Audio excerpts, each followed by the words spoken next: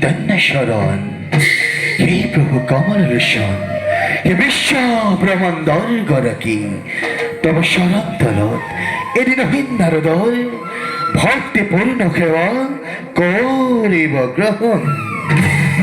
তথাস্তু। নারায়ণ।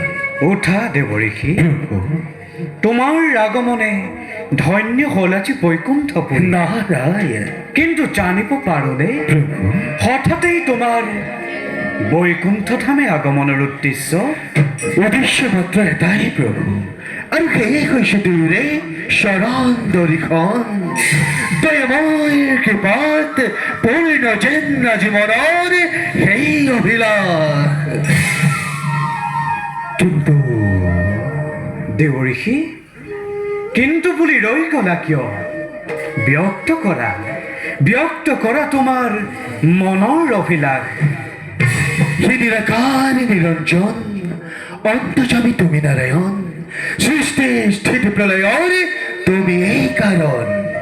সর্বৈক্য হই, সর্বশক্তিমান হই, আর সর্বত্র বিরাজমান হই, নকৰো পাৰ বুজিব মনৰ সংবাদ।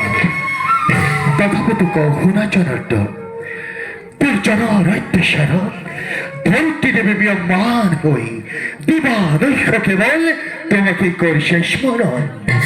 অন্যহাতে অহংকারে মদমত্ত হই স্বার্থলোভী দেবতা সমাজে রাজ শাসন করে দেবলোকৰ আনিছে কলঙ্ক।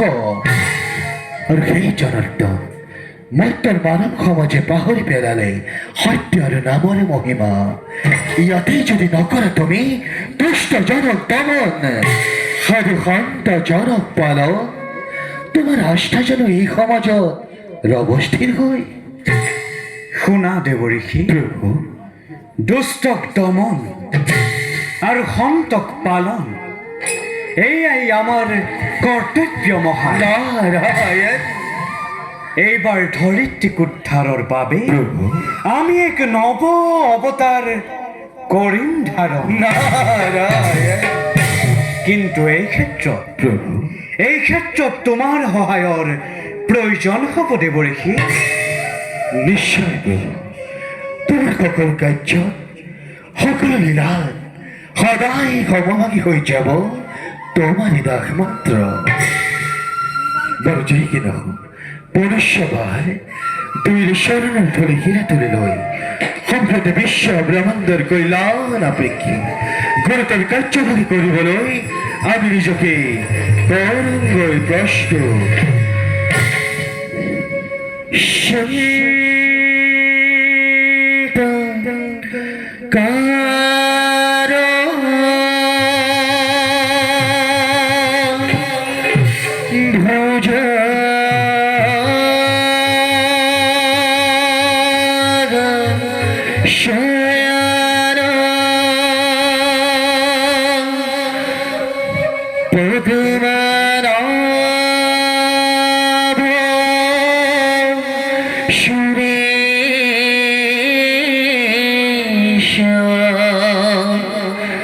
বিশ্বধারা গগন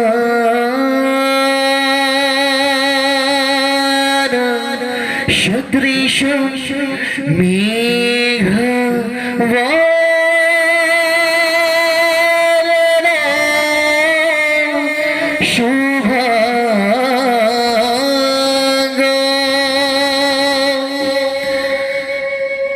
शंतकार भुजगशयन पद्मनाभ सुरेश विश्वधार गगनेश दृश